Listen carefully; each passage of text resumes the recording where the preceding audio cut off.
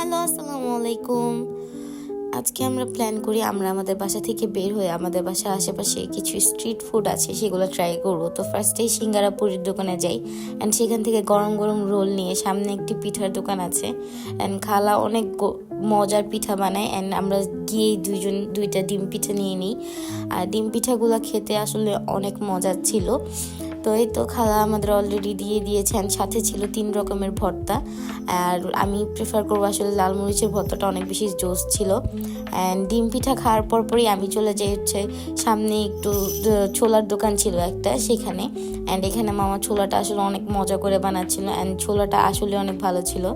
ছোলা খাওয়া শেষ করে আমরা চলে যাই সামনে একটা গরম ধোয়া ওঠা চটপটির দোকানে। অ্যান্ড উনি অনেক ভালো চটপটি বানায়, আসলে আমাদের এই আশেপাশের মধ্যে ওনার চটপটিটাই অনেক ভালো। তো এই তো আমরা এখানে 2 প্লেট গরম গরম চটপটি নিয়ে ফেলেছি অ্যান্ড চটপটির সাথে এক বোম্বাই মরিচ ছিল।